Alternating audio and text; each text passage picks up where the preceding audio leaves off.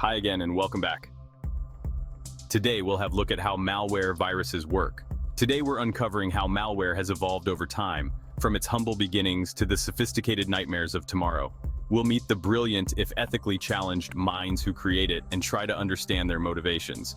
And because no terrifying topic is complete without a dash of existential dread, we'll explore how AI could make things even scarier. For fun.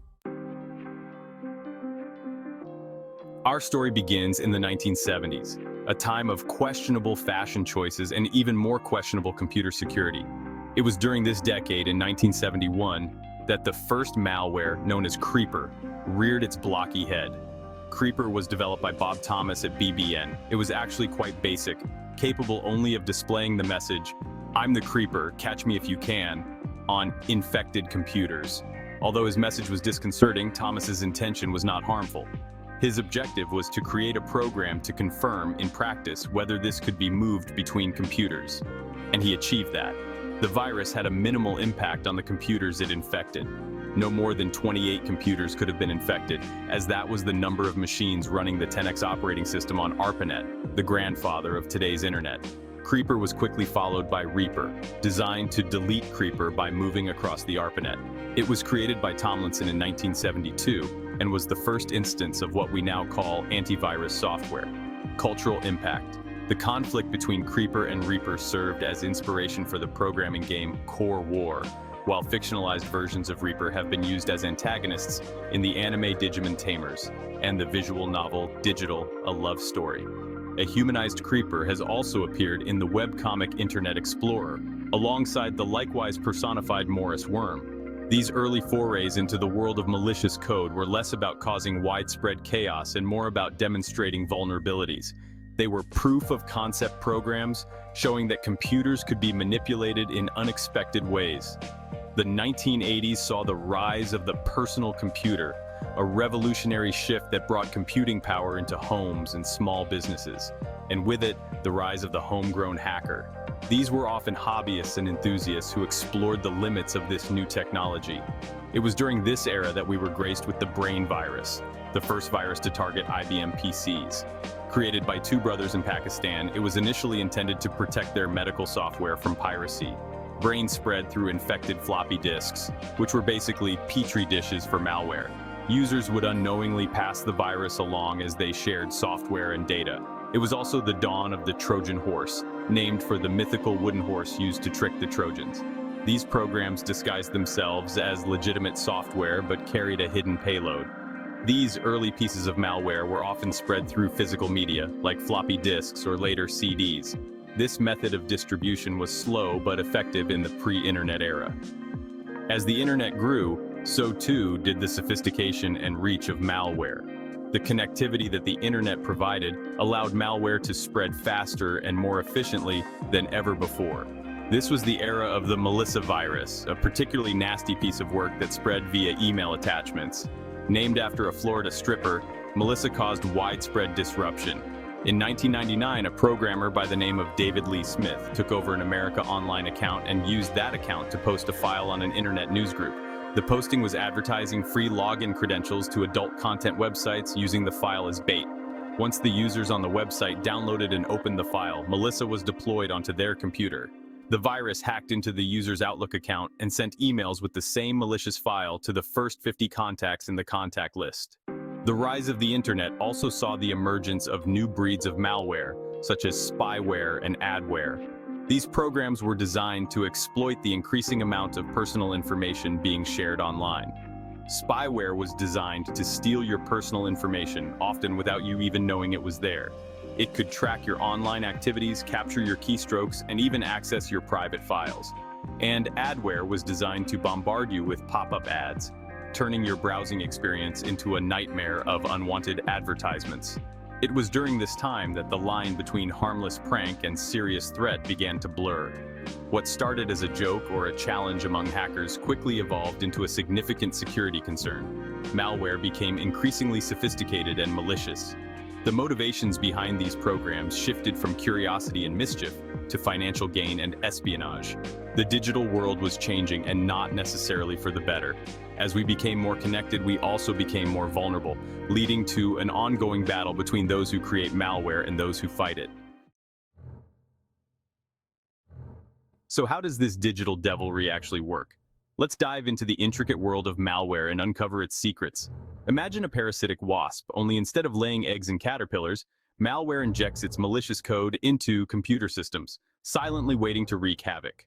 First up, we have the classic virus, which cunningly attaches itself to legitimate programs or files, hiding in plain sight. Once opened, the virus replicates itself, spreading like wildfire to other files and systems, causing widespread damage and disruption. Next, we have worms, which are self-replicating programs that don't need to attach themselves to other files to spread. They are like digital nomads, moving freely. Worms roam free across networks, exploiting vulnerabilities and security loopholes, often causing network slowdowns and data breaches. Then there's ransomware, the digital equivalent of a hostage situation, where your precious data is taken captive. Ransomware encrypts your files, holding your data hostage until you pay a ransom, usually in cryptocurrency, making it difficult to trace. But who are the masterminds behind these digital plagues? Let's take a closer look at the various actors in this shadowy world. We've got your classic basement-dwelling hackers, driven by boredom, curiosity, and technical prowess, often seeking notoriety. Then there are the hacktivists, using malware to further their political or social agendas, aiming to make a statement or cause disruption. And let's not forget about the organized crime syndicates, in it for the money, deploying malware to steal financial information or extort businesses. These digital gangsters deploy sophisticated malware, often using advanced techniques to bypass security measures and get what they want. Finally, we have the nation-states using malware for espionage, sabotage, and digital mayhem, often targeting critical infrastructure and sensitive data. It's like a digital arms race, with zero-day exploits and weaponized code being the new tools of warfare, constantly evolving and becoming more sophisticated. The world of malware is diverse and ever-evolving, with new threats emerging every day, keeping cybersecurity experts on their toes. And it's not going away anytime soon. As long as there are vulnerabilities to exploit, malware will remain a persistent threat in the cybersecurity landscape. Now, let's take a stroll down memory lane and revisit some of the most infamous malware attacks in history. First up, we have the I Love You virus, which spread via email attachments in the year 2000. The attachment, often disguised as a love letter, would overwrite files and steal passwords. I Love You spread like wildfire, infecting millions of computers worldwide. Next, we have Conficker, a worm that emerged in 2008 and quickly infected millions of computers. Conficker exploited a vulnerability in Windows, allowing it to spread rapidly. Speaking of botnets, let's talk about Zeus, a sophisticated piece of malware that emerged in 2009. Zeus spread through phishing emails and malicious websites, creating a vast botnet. That is why it's also known as Zbot. And then there's WannaCry, the ransomware attack that brought the world to its knees in 2017. WannaCry spread like wildfire, exploiting a vulnerability in the Windows SMB port. It was a stark reminder that even in the age of cloud computing, one unpatched vulnerability can bring the world to a standstill. And let's not forget about Stuxnet, the malware that targeted Iranian nuclear facilities. Stuxnet was a sophisticated piece of malware that caused centrifuges to spin out of control. These are just a few examples of the many malware attacks that have plagued the digital world. Buckle up, dear viewers, because it's about to get really, really real. We're talking about the future of malware, and spoiler alert, it's got artificial intelligence written all over it. Imagine a world where malware can analyze your online behavior and craft personalized phishing emails.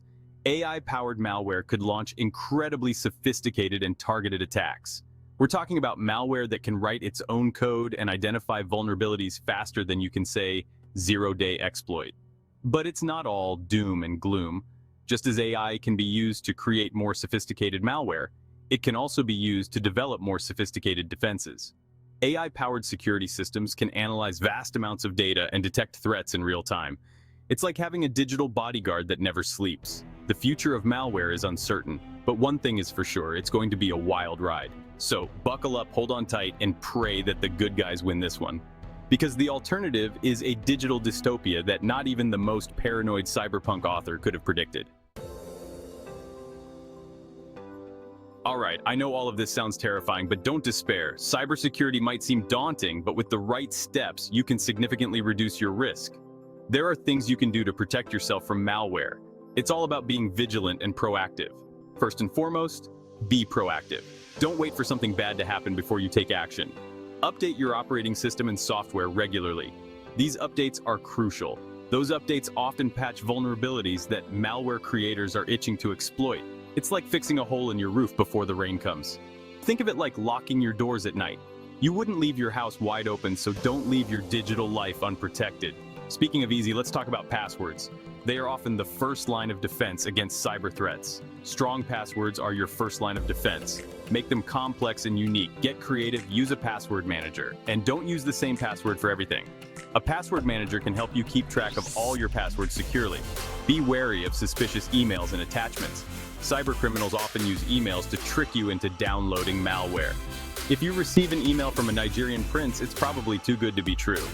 Always verify the sender before clicking on any links or downloading attachments. Be careful what you download and from where. Only download software from trusted sources. Stick to reputable websites and sources. This reduces the risk of downloading malicious software. Invest in good antivirus software. It's a small price to pay for peace of mind. Think of it as your digital immune system. Just like your body needs protection from viruses, so does your computer. Back up your data regularly. This is one of the most important steps you can take. If the worst happens and your computer gets infected, you'll be glad you did. Having a backup means you can recover your important files. Imagine losing all your photos, documents, and that novel you've been working on. It would be devastating. Now imagine having a backup, see? Doesn't that feel better? It's like having an insurance policy for your digital life. Stay up to date on the latest malware threats and cybersecurity best practices. The digital world is constantly evolving, and so are the threats. Knowledge is power, and in the digital world, it might just be the only thing standing between you and a very bad day. Educate yourself and stay informed. Thanks for watching. Stay safe out there, and remember, the best defense against malware is staying informed and vigilant. Think of it like this. You wouldn't walk down a dark alley in a bad part of town without taking some precautions, would you? The internet can be a scary place, but with a little common sense and the right security measures, you can navigate the digital world with confidence.